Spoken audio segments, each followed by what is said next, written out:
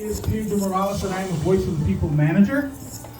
First and foremost, the executive director, who's a little bit under the weather, did us all a courtesy today by not coming, but he definitely wanted to be here. We are Voice of the People. We've been around since 1968. We've been advocates for affordable housing for years. We've been assisting our tenants and offering resident services in many different ways throughout Uptown.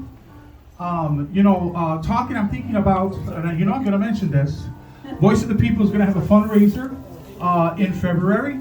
And everyone check your emails, because if you haven't already got a notification, you will get one.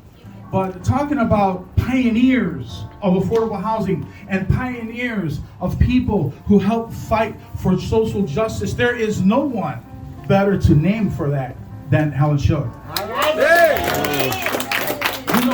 When you talk about social justice and you talk about affordable housing and you talk about great things that have happened for those who are underrepresented and financially challenged in Uptown, we think about the years that Helen Shiller has dedicated to Uptown, and now she has wrote a book that chronicles 50 years, just about, if I'm not right, but she'll do 50 years of this type of activity, and it is a wonderful book. So, with that being said, what I want to do is I want to turn the mic over to the one and only Helen Shiller. Hey! So I actually have been really frustrated lately by the state of the world and the state of the city and kind of the state of the community, and felt that I had been pushed for many years by Tom Johnson and George Atkins and my son Brendan to write a book. So the book is written, and it's written from the perspective of telling the stories that hopefully provide some insight, but mostly maybe hopefully some lessons. The very first chapter is a story about my dad keeping me home from kindergarten to listen and watch on TV the Army McCarthy hearings, and that was such a big part of who I am. So and the first 70 or so pages are about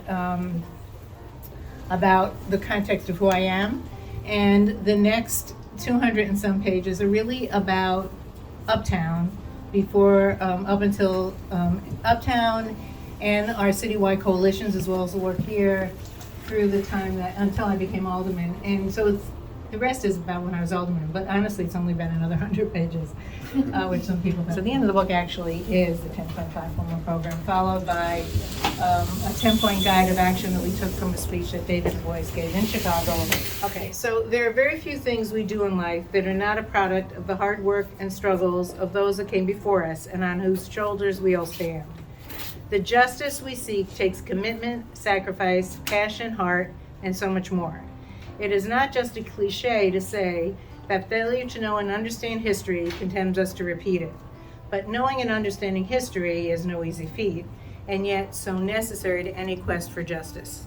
A pursuit made all the more difficult by the codification of slavery and the ensuing legal and cultural embedding of white-skin privilege in all facets of our lives. However, justice does not have a color or gender. It's a universal concept and a universal demand. During my early forays into electoral politics, some of you are going to remember this, my supporters were labeled Shilleristas, an allusion to the Sandinistas in Nicaragua and a not-so-veiled attempt to defame me. I bore it as a badge of honor. This book is my nod to all the Shilleristas and an expression of my pride of being able to make even the smallest of contributions to the never-ending, ongoing pursuit of justice.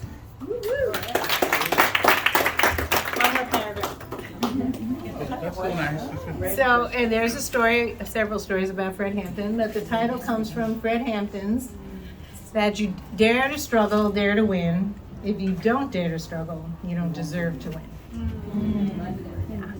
When I got here, we did a clothing program, but then we worked really hard on the campaign to defeat Edward Hanrahan, who had been responsible for the police who murdered Fred Hampton. Okay, so his book ended from the Avery lawsuit, in which we charged that the city was engaged in a conspiracy with HUD a private developer to destroy an racially and economically integrated community. You were one of the plaintiffs, weren't you, Florence? I'm her daughter. Oh my God. Today, we wanted to make our first official announcement.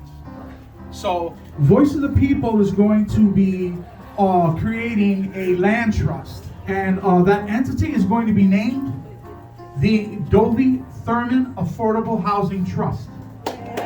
Now, for anybody who knows that name, Dovey Thurman, a fighter for social justice, an advocate for affordable housing, this is a great thing. But the important thing is that the focus of this land trust is to make sure that the affordable housing that currently exists in Uptown continues to exist indefinitely. Part of the requirements for joining the land trust is agreeing to keep your property affordable forever. So when you hear about the Dovey Thurman Affordable Housing Trust, you think about Voice of the People and think about our fight to continue to help the financially challenged people in Uptown and to continue the fight, and especially what Helen has laid down here in Uptown. So thank you very much, everybody. Enjoy yourself. Make sure you grab a drink. And thanks again.